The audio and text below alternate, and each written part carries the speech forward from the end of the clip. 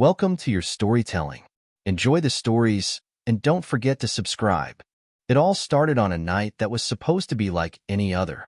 I was sitting in the kitchen, staring at the positive pregnancy test in my hand. It wasn't real, but I needed it to be. My marriage was falling apart, and I could feel it slipping through my fingers. Mark, my husband, had become distant, cold. He hardly spoke to me anymore. He was always at work, always busy, always somewhere else. I was losing him, and I had to find a way to stop it. So, I made a choice, a desperate choice. I faked the pregnancy. I remember the moment I told him. He was sitting on the couch, flipping through his phone, completely unaware. "Mark," I said, my voice shaking, "I'm pregnant." His eyes met mine, a flicker of surprise passing through his face, followed by a moment of silence. Then came the smile, the one I hadn't seen in months. "Are you serious?" he asked, his voice trembling with joy. I nodded, holding my breath. The tension in the room seemed to dissolve, replaced by something I hadn't felt in a long time: hope. Things seemed to improve. For a little while, everything felt right. Mark was attentive, caring. He started asking how I was feeling, and even the smallest details about the baby seemed to matter to him again. I could see the love in his eyes, the one I thought we had lost. But deep down, I knew the truth. I wasn't pregnant, and the more I pretended, the heavier the weight on my chest became. But what else could I do? I had to keep up the illusion. As the weeks passed, things started to feel off.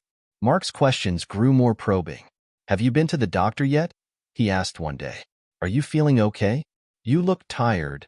The lie was starting to unravel, but I couldn't stop it now. I had to keep going. "I've been meaning to go," I said, my heart pounding. "Just been feeling a little nauseous, you know?" It was getting harder to keep track of the lies, harder to fake my symptoms. But I couldn't back out. Not now. The day came when Mark insisted on coming with me to the doctor. I panicked. My mind raced. What was I going to do? I had no plan, no way to cover up the truth. I tried to come up with excuses, but he wouldn't budge. We walked into that doctor's office, and I felt my stomach drop. This was it, the moment the lie would be exposed. But somehow, the doctor's office was busy, and they couldn't fit me in. It was a lucky break, one that I had to cling to. I knew I couldn't keep this up forever, but I didn't know how to end it. One evening, Mark came home early, his face pale, his eyes wild. "I know," he said, his voice cold. "I know you're not pregnant." My heart stopped. "What?" I whispered, trying to maintain some composure. "I found your pregnancy test," he continued, his voice dripping with venom. "The one you threw away. The one that said, 'not pregnant.'" It was over. He knew. I had been caught in my own lie, and there was no way out. "Why, Emily? Why did you lie to me?" His voice was low, dangerous. My mind raced for an explanation, but there was none. "I was scared," I whispered. I thought it would bring us closer. I didn't want to lose you." Mark didn't speak for what felt like an eternity.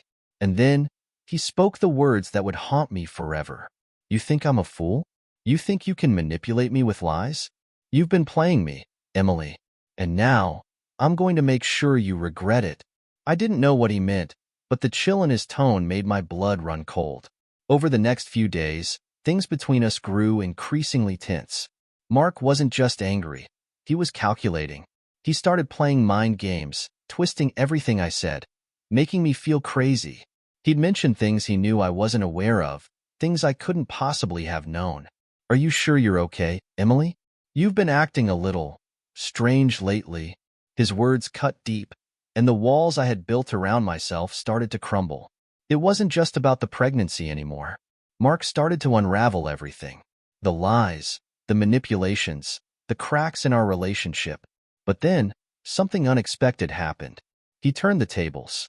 "You think I don't know what you've been doing," he said one evening, holding up a folder of papers. "I've been getting my own advice, Emily. You've been playing a dangerous game, and now it's time for you to pay the price." Mark's words shook me to my core. "You have two choices," he said, his voice like ice. "You can leave, or you can stay and face the consequences." I didn't know what he meant, but I knew that leaving wasn't an option. I had no place to go. My entire life, my entire future, was tied to this man. And now, he was using my lie against me.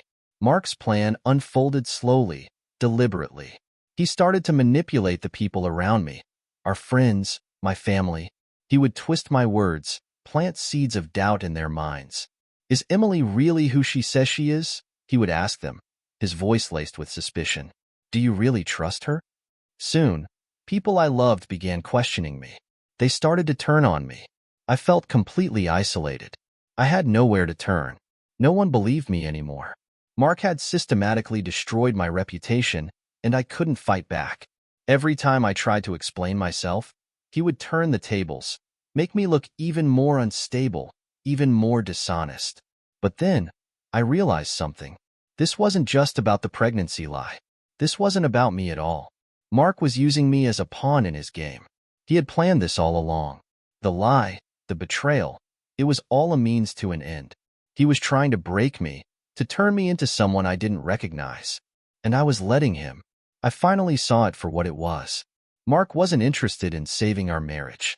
He wasn't interested in me at all. He had been manipulating me from the start, using my own fear and desperation against me. The pregnancy lie had been the perfect excuse to control me, to make me feel small, insignificant. I had given him the power, and now I was paying the price. I knew something had to change. I couldn't let Mark control my every move any longer. But how could I fight back against someone who knew me so well? Who could manipulate even my own thoughts and feelings?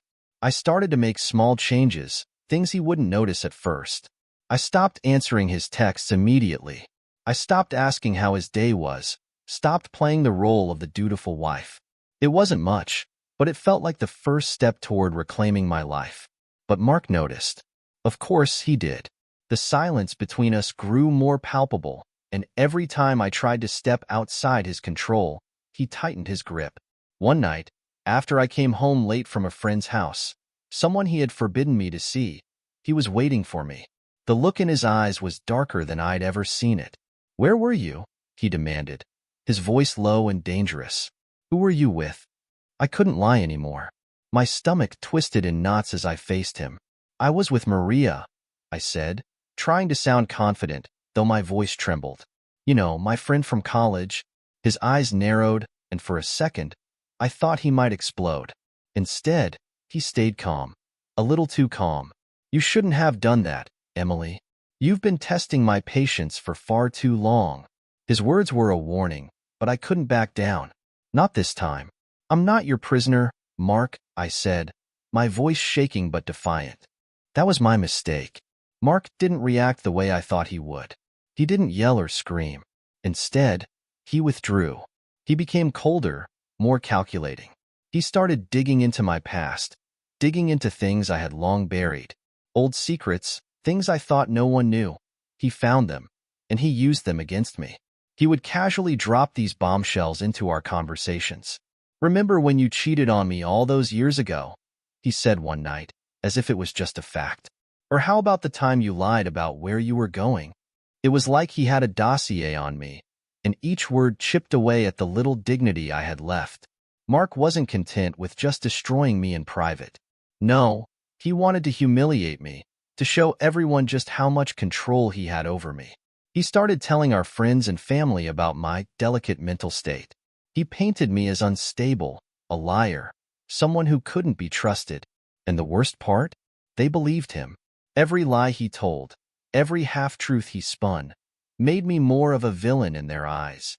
It wasn't just a marriage falling apart. It was my entire world crumbling. One night, in the middle of one of his tirades, something inside me broke.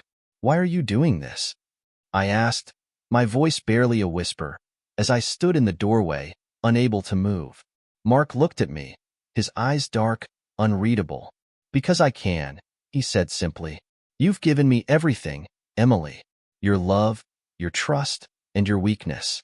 Now, it's my turn to have it all. It was like a slap in the face. The truth hit me like a freight train. This wasn't about love anymore. This wasn't even about revenge. This was about power. Mark had used my lie as a way to control me, to strip me of everything that made me strong. I couldn't stay. I knew that now.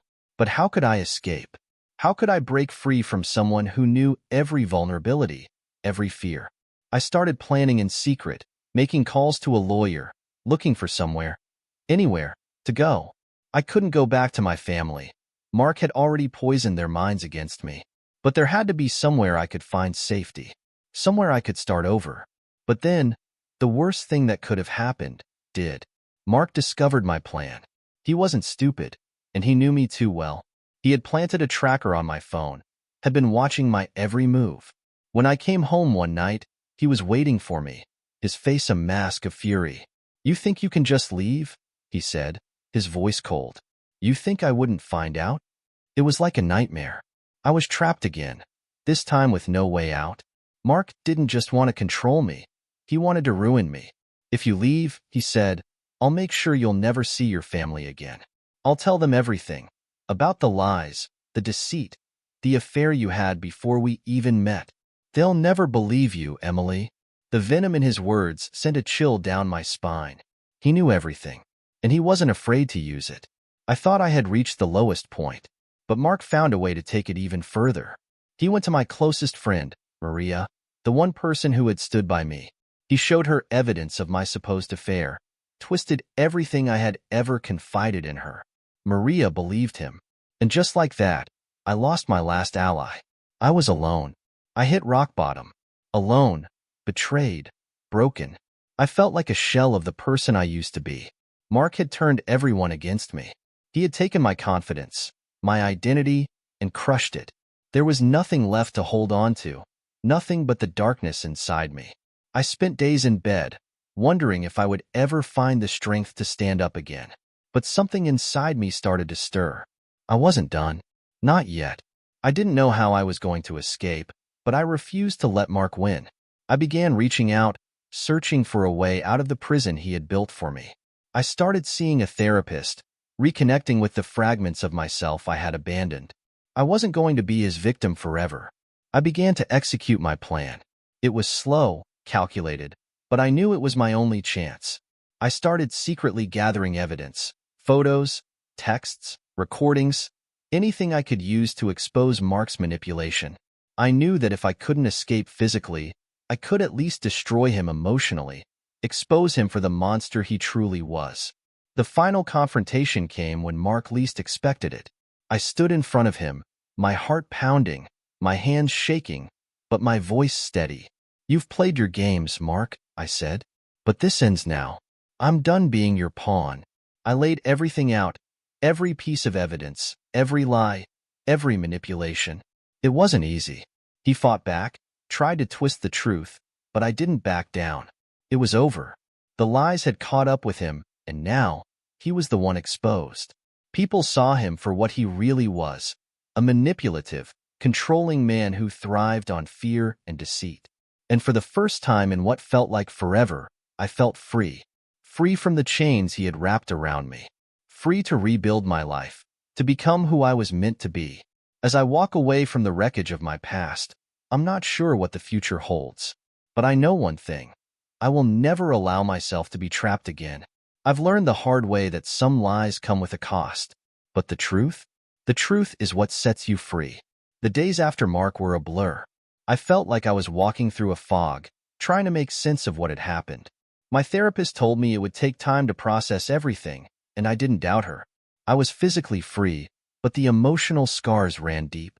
I spent hours just sitting in silence, letting the pain wash over me, trying to let go of the anger and fear. Slowly, I began to rebuild, piece by piece, taking back what Mark had stolen.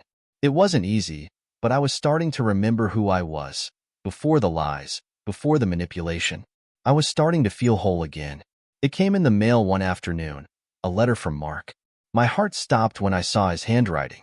For a moment, I thought about throwing it away, but something stopped me. Curiosity, perhaps, or the lingering need for closure. I opened it, and as I read his words, a chill crept down my spine. He was still trying to manipulate me, even from a distance. He was trying to guilt-trip me into coming back, using the past to twist my emotions. He even claimed he was sorry, that he had changed and wanted to fix things. But I wasn't the same person who had fallen into his trap. I was stronger now. And this letter? It was just another form of control. The freedom I had gained was like breathing fresh air after being trapped for so long. I started to rebuild my relationships with the people I had lost. My family, my friends. It wasn't easy. Some were still unsure of me, unsure of my choices. But others, like Maria, who had once turned against me, slowly began to see the truth. It took time, but our bond was healing. I knew I couldn't go back to who I was before Mark, but I could grow from this experience. And for the first time in a long time, I felt like I was in control of my life. I wasn't a victim anymore. I was a survivor. One day, as I was walking through the park, I bumped into someone I never expected to see again. John, an old friend from college. I hadn't thought about him in years, but when our eyes met, something stirred inside me. We talked for hours, and I realized how much I had missed this real, honest conversation. It was strange at first, but over time, we reconnected.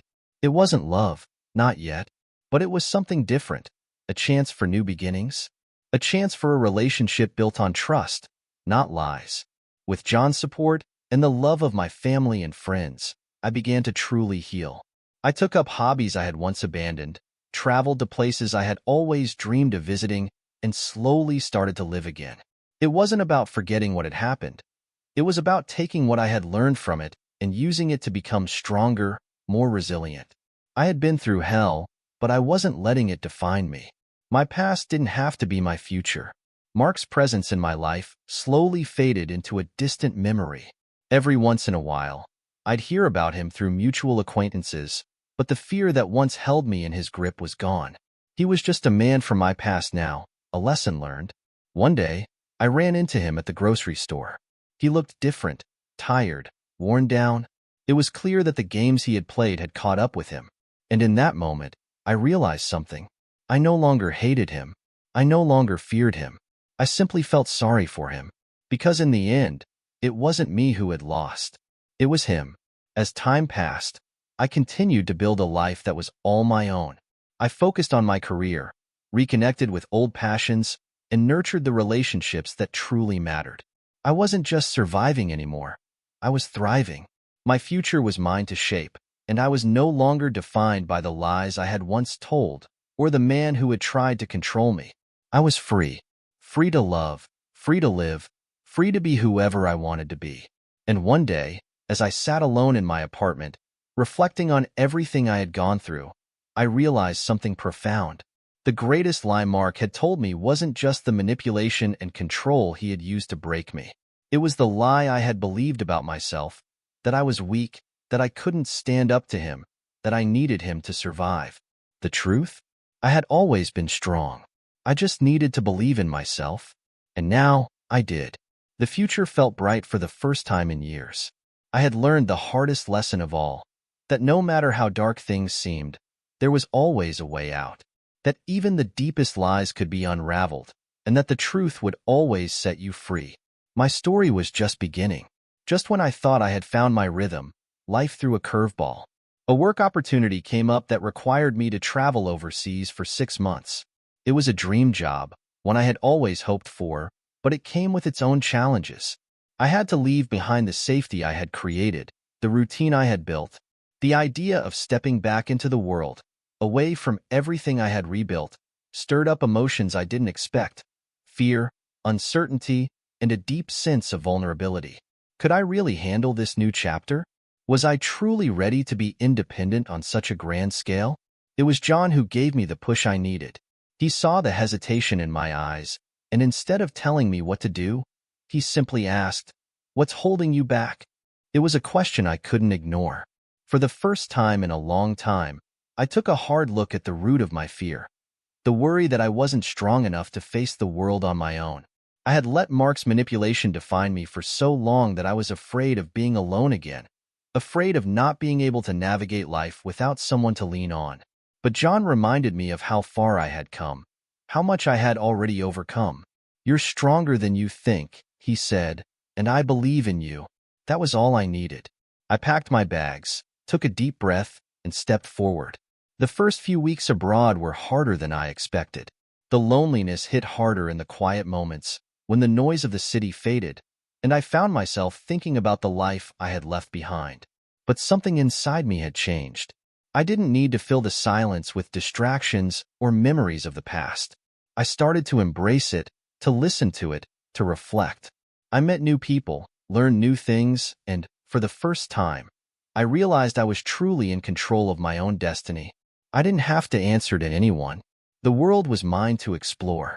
One evening, while working late in a cafe, I ran into someone who reminded me of who I used to be. A woman named Clara, full of life and energy, who had recently left a controlling relationship much like mine. She saw the hesitation in my eyes and the walls I had built around myself. Over coffee, she shared her story with me. How she had escaped, how she had rebuilt herself from the ground up, how she had learned to trust herself again. It was like listening to a reflection of my own journey, and for the first time, I didn't feel so alone. Clara became a friend, someone I could lean on when the weight of the world felt too heavy. As I spent more time in this new city, something clicked. I wasn't just surviving anymore. I was thriving. I had built a new life from the ashes of my past, and every challenge I faced now seemed smaller in comparison to what I had already overcome. I was no longer the woman who had been trapped in a toxic marriage, pretending to be someone she wasn't to keep the peace. I was a woman who had fought for her freedom, who had embraced her flaws and strengths, and who now stood tall in her own skin. The clarity I had been searching for was here. I was enough. It was late one evening when my phone buzzed. It was a message from an unknown number. I hesitated before opening it, a knot tightening in my stomach. It was Mark. My heart raced as I read his words. I know I've hurt you, but I'm sorry. I need you back.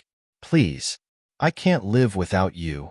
My first instinct was to block him, to erase him from my life completely.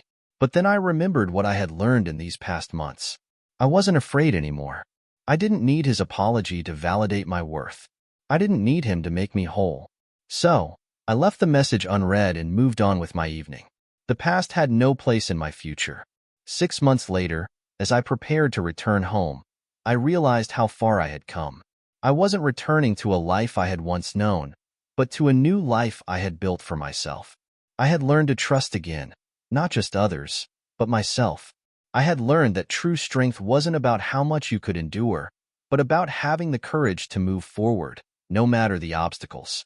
And when I stepped off the plane, back into the familiar sights and sounds of home, I felt a sense of peace wash over me. This was where I belonged, but not in the way I had once thought. This was my life now, and I was the one in charge. I returned to the apartment I had once shared with Mark, now empty and quiet. I didn't know what I expected, but the silence felt different this time. It was no longer oppressive or filled with fear. It was just silence. And in that silence, I found freedom. I sat in the living room, looking around at the space I had once dreaded, and I realized something. It wasn't the apartment that had been the problem. It was the man I had allowed to control me. The walls no longer held memories of him. They held memories of my growth, my resilience, my fight. It was time to make the final decision. I could have stayed, clung to the life I had rebuilt here, but deep down, I knew it was time to leave for good, to truly cut ties with the past. I sold the apartment, took one last look at the life I had left behind, and walked out the door. This wasn't just the end of my marriage. It was the end of everything that had held me back. And as I closed the door behind me, I knew I was walking toward a future that was entirely mine to create. I stand here now, at the beginning of a new chapter. I don't know what the future holds, but for the first time in my life, I'm not afraid. I've faced the darkest parts of myself and come out stronger. I've learned that no matter how many lies are told, no matter how many times we fall, we always have the power to rise again. I'm not defined by my past, by the mistakes I've made, or the people who tried to break me. I'm defined by my ability to choose my own path. And this is just the beginning. The future is wide open, and I'm ready for whatever comes next.